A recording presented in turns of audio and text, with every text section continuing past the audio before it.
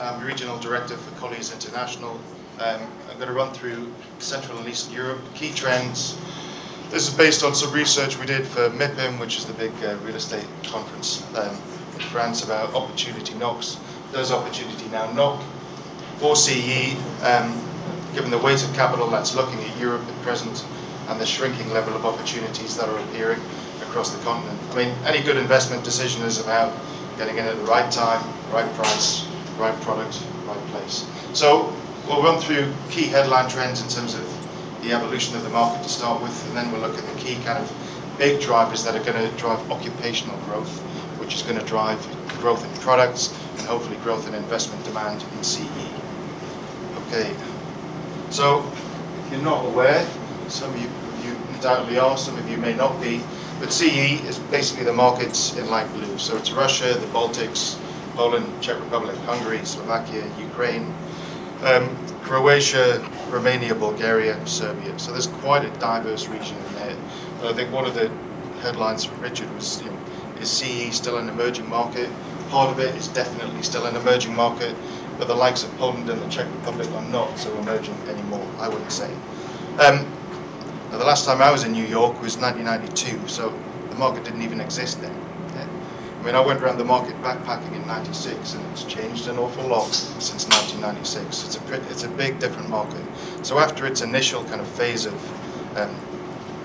growth, it tapped into the wider last bull cycle with the weight of capital chasing European products, boom bust down to 2009, and then there's been a relatively steady incline in investment flows going back into the region.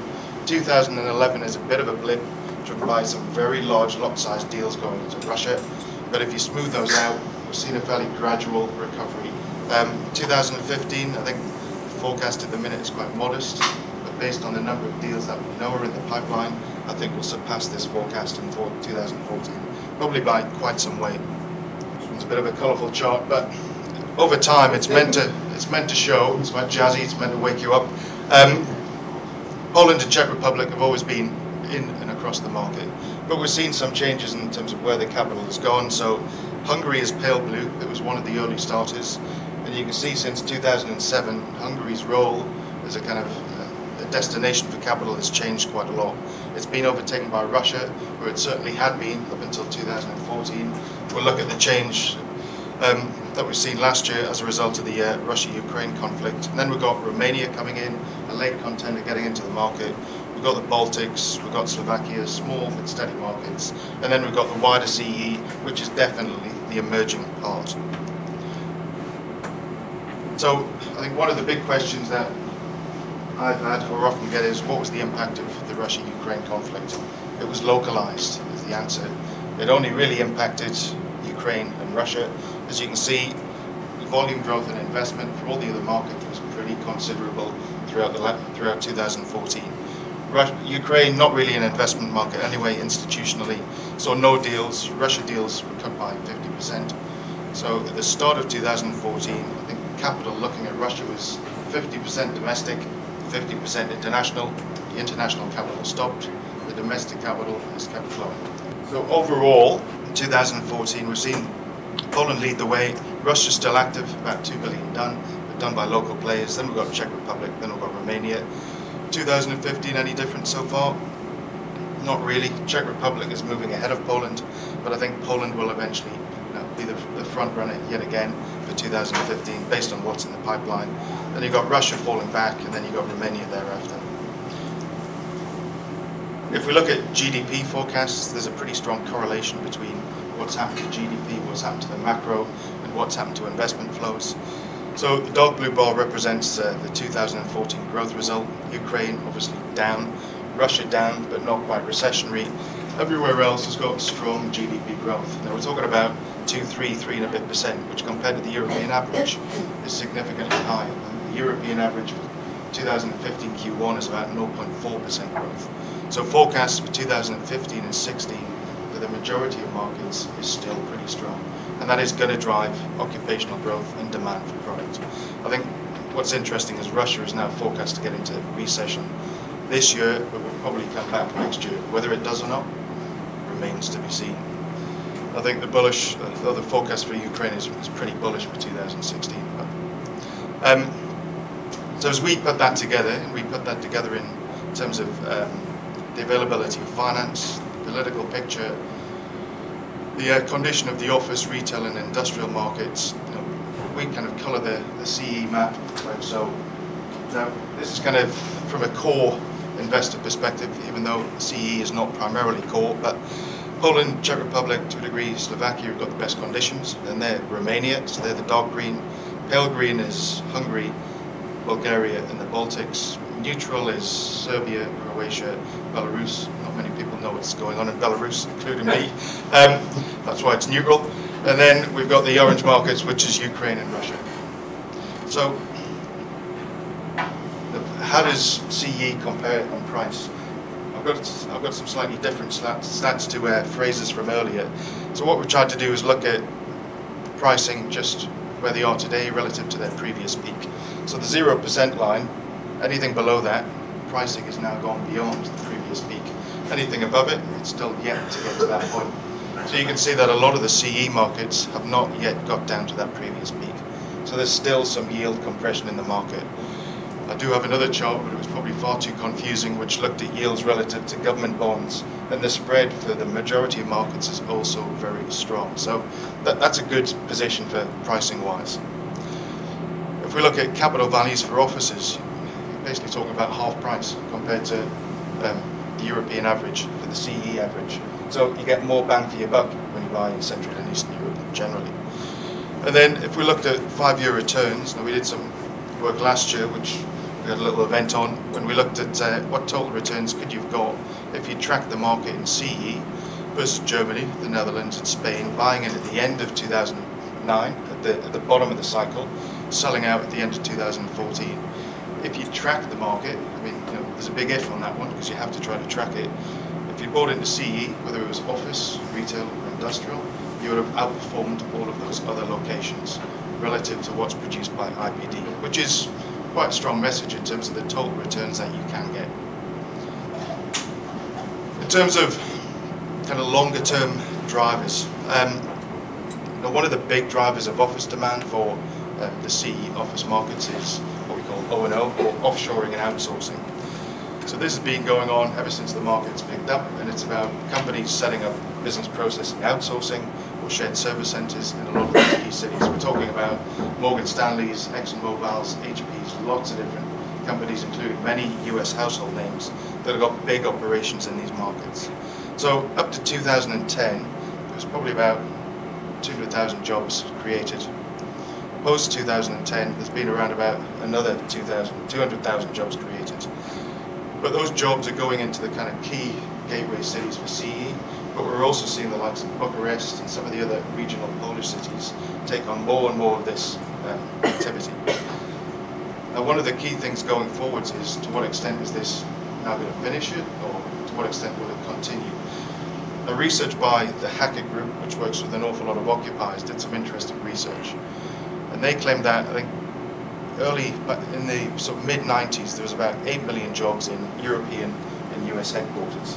About half of those were set to stay, half of those would go. So they'd go to outsourcing and they'd go through obsolescence. Obsolescence driven by technology in the workplace. So you don't need people to do jobs that machines and computers can do. Now if we looked at the CE share of that, we've taken about 20% of that market. There's about 1.4 million jobs yet to be outsourced. So that's another 280,000 jobs. That's quite a lot of jobs to come into CE. And based on a lot of the work that we're doing at the minute, I'd say 90% of our tenant requests on the office side come from shared service centres and from BPO operators. So they're growing, and they're still growing. And the guys that are getting into the market, it's not just new companies coming in, but it's when the companies are there, they're actually expanding. So for those that have moved into the market, around a third have gone into different locations. So they're not just in one city anymore. And they're increasing the types of functions and the types of roles that they perform so they can service their clients. There's a lot of clients that have moved into the market, and it's a growth industry. And if you look at the impact it has on office markets in terms of the volume of space occupied by BPO and shared service centres, you get some pretty big numbers. I mean, Krakow is a centre of excellence for shared service centres. This whole university infrastructure is built around it to support it. 74% of that office market is from that industry. Now they've been concerned for a long time as to whether that industry will go. It hasn't yet, it keeps on growing, and I think it will continue to grow. So we're getting different types of markets developing, a lot of different types of expertise according to the types of functions that we can service. And I think that's a real boon for the market. The other one I've touched on a little bit in different parts is occupier demand for the logistics sector. So we've seen pan-European distribution change. It's moving across northern Germany and into Central and Eastern Europe. The bulk is still around the Benelux, the blue banana as it's called. It's also being driven by retail and e-commerce, by best shoring of manufacturing. We'll see this on a couple of slides shortly. And then in the future we're going to see growth in multimodal networks, which is a big push from the EU to kind of greenification, the energy greenification of the supply chain across Europe. And it is already starting to change. And I think that's a big infrastructure play for many an investor looking at long-term projects. So you can just about see this, it's a bit conceptual. But these are the kind of major hubs across Europe. The banana itself is the major distribution point. That's always been a historic distribution area for logistics. But if you look at where all the growth in trade is coming from since 2008, it's not coming through the traditional North Sea ports. It's actually coming through Tri-City. It's coming through Athens in particular, through Piraeus, and that's also a Chinese play, which is quite interesting. Through Turkey, and it's also coming through Iberia, so it's southern Spain and Portugal. They're the big growth markets in terms of where trade is coming from. There's almost zero growth coming through Rotterdam or Le Havre, through the North Sea points, through Felixstowe. It's quite a big change. So that's driving a new banana across Central and Eastern Europe into Poland. You know, Poland and the Czech Republic are so tied into the German supply chain now. It's what is driving that growth, plus all the new road infrastructure that's gone in. But then we're also seeing a different shape, which is the kind of low-cost manufacturing belt going down through Romania and all the way down into Turkey. And if you look at the way the likes of H&M operate, they now create their product in Turkey. It's driven by a train up into Poland, to Hamburg, and into Brussels, and then it's redistributed across Europe. So the way supply chains are changing, or changing is interesting, and there's a lot of growth for CEE as a result of that. Now this one, somebody described me, looked like tadpoles, probably quite right. But these red dots represent locations in Europe that have been designated by the EU for multimodal, intermodal facilities. So I think over the next 20, 30 years, these are going to drive a lot of change in terms of the way logistics works and where the investment will eventually go. To kind of come back to the US angle, I mean, CEE, there's a lot of household brands that are active in that market. Many that you will know as key occupiers and also as key investors. So these are the top 10 US investors active in the market. And if we look at what they've done since 2004, the yellow line represents their sort of cumulative growth in investment. So yes, they've divested at key times in the market where they've been churning through stock, but generally they're increasing their exposure into CEE. So they're pretty comfortable with it as a market. Summary, I think as a place, macro, the positives definitely outweigh the negatives. I think on a pricing perspective, returns are good and you can get more bang for your buck in terms of what you buy on value. In terms of products, the creation of product, there's a lot of strong occupational growth that will drive office and logistics markets in the future. And I think the future is bright for CEE generally. Timing couldn't be any better.